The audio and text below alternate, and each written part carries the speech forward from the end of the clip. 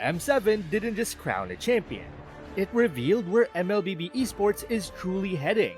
The 2026 M7 World Championship smashed records to become the most watched mobile esports event of all time, with over 5.68 million peak concurrent viewers tuning in and proving Mobile Legends Bang Bang is no longer just a regional giant. It's a global powerhouse rivaling major PC and console titles. Welcome back to Mobile Legends News. The M7 World Championship in Jakarta wasn't just another tournament. It was one of the most competitive and game-changing world championships in MLBB history, with 22 teams from around the world battling through the Swiss stage and double elimination knockouts. Fans saw fresh strategies, new meta trends, and a first-time world champion in Aurora Gaming PH who dominated the grand finals with a clean sweep. In this video, we break down the key lessons M7 taught players, teams, and the entire Mobile Legends community about where high-level play is headed. The M7 World Championship didn't just crown a new champion. It revealed a seismic shift in how professional Mobile Legends Bang Bang teams think, draft, and execute at the highest stage of competition. More than individual plays or flashy moments, M7 taught the world that the game has matured into a realm where strategy, adaptability, and systems outweigh raw mechanical skill alone. At the core of the evolution was how teams approached the draft phase itself.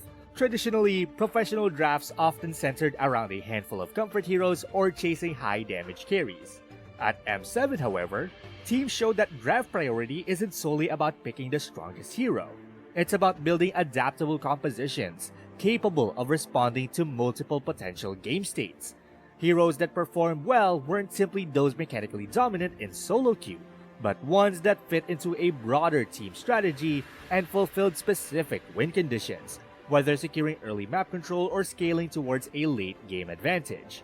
Counter-drafting became critical, as teams could no longer rely on a short list of broken heroes. Denying opponents key tools while remaining flexibility for themselves emerged as a decisive factor, and the draft often became a mini psychological battle, with coaches and analysts anticipating what their rivals expected and pivoting mid-draft to open up counterplay later. Flexibility was another hallmark of M7's competitive meta. Gone are the days when a rigid strategy like rushing early objectives or waiting for late scaling could stand alone without contingency plans. The best teams prepared multiple pathways to victory, ready to adapt based on how each game developed. If an early advantage presented itself, they seized it. If opponents slowed tempo, they shifted to macro-centric approaches rather than forcing ill-timed fights. Hero versatility became more important than raw power, with players who could shift roles or pivot builds in mid-series, providing teams with immense strategic depth. Aurora Gaming PH, the eventual champions, were widely praised not only for their execution, but also for maintaining composure and intelligence as the series evolved, proving that adaptability, consistency, and everything else beats predictability. This was less about flashy plays and more about smart decisions that preserved objectives, minimized risk, and created room for effective counterplay. Macro decision-making emerged as well as the heart of high-level play. While individual mechanics and team fights still win games, M7 demonstrated that superior macro control often defines victory in elite competition. Vision, rotation, and objective control consistently dictated the pace of the map, leaving opponents reaching rather than initiating. The top teams measured when to fight, not just how to fight, and even small miscalculations in spell usage or timing could cost objectives and ultimately the game. Winning without flashy plays became entirely possible, and efficiency and timing often trumped brute force. The emerging narrative was clear. Games are no longer won by individual skill alone, but by controlling the broader map ecosystem and understanding the flow of the match from start to finish. While the finals highlighted the long-standing Philippine versus Indonesian rivalry, the deeper story of M7 was about regional evolution and global expansion. Teams from Malaysia, the MENA region, and Western Europe earned spots in both the Swiss and knockout stages, signaling that the competitive gap is slowly narrowing outside Southeast Asia. Upsets and tactical diversity from these emerging regions forced established powerhouses to prepare for more unknown strategies. Global viewership records with over 5.6 million peak concurrent viewers further indicated that Mobile Legends is transitioning from a Southeast Asia-dominated ecosystem into a more global phenomenon. This shift will inevitably influence how teams scout opponents, prepare strategies, and develop their hero pools, as regional innovation begins to play a more prominent role in World Championships. But perhaps the most subtle yet significant takeaway from M7 was the clear prioritization of team systems over individual star power.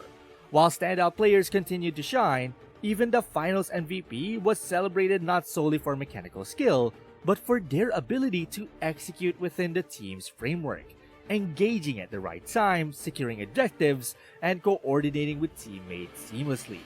Support roles gained newfound prominence, and role fluidity, with junglers assisting rotations and mid laners adjusting tempo, provided competitive edges that rigid rosters could not match.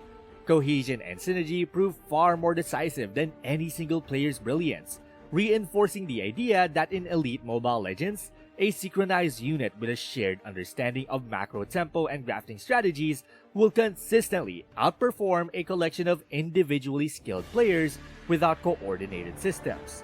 Looking towards the future, the lessons of M7 will define high-level MLBB play for years to come. Drafts will need to be dynamic and reactive, and deeper analytics and scouting will become standard. Macro play, objective timing, hero versatility, and flexible compositions will no longer be optional, but essential. The global meta will expand as more regions grow stronger, challenging established powerhouses to innovate continuously. M7 was more than a tournament. It was a strategic turning point, signaling that winning at the highest level is no longer about mechanical outplays alone. The next era of Mobile Legends will belong to teams who can outthink, outdraft, and outsystem their opponents consistently, proving that the game has evolved into a battle of strategy, adaptability, and intelligent teamwork at every level. But for me, M7 proved something that every MLBB player, coach, and fan has been quietly suspecting for a while. At the highest level, consistency, adaptability, and preparation now outweigh raw mechanical skill. It wasn't a tournament defined by explosive individual plays or flashy outplays that steal headlines. It was defined by strategic discipline and constant refinement. Across the Swiss rounds and knockout brackets, the teams that advanced weren't just made up of mechanically gifted players. They were units that could adjust on the fly, rethink compositions mid-series, and outprepare opponents in ways that went far beyond who could click the fastest. Aurora Gaming PH's 4-0 sweep of Alter Ego in the Grand Finals wasn't just a statement of dominance. It was the perfect encapsulation of this shift. Phoenix-like precision in draft planning, insane attention to macro objectives, and a willingness to troubleshoot mid-game pushed them ahead. Opponents who leaned heavily on pure execution without matching that depth in preparation found themselves outpaced and outmaneuvered. I mean, just look at the stats. Even the massive global audience, with peak concurrent viewers topping over 5.6 million, made this the most watched mobile esports event in history. They bore witness to how the best teams were those who mastered the broader game rather than just individual hero mechanics. This new paradigm means that in elite play, strategy and adaptability are the currencies of victory. Mix roles, rework drafts, tune macro priorities. Teams that commit to these foundations consistently will outperform those that rely on brute force alone. M7 didn't just change winners, it changed how winning is defined. The era where the most expressive mechanical players carry their teams is now fading.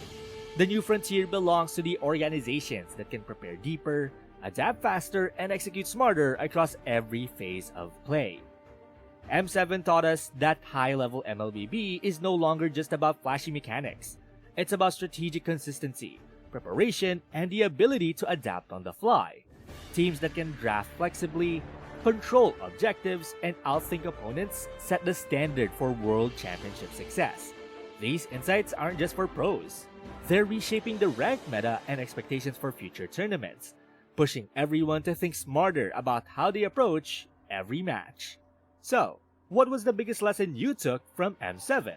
Was it the strategy, drafts, or adaptability? Drop your thoughts in the comments below, and don't forget to hit subscribe because in our next video, we're breaking down exactly how these lessons will shake up the upcoming season. Till next time!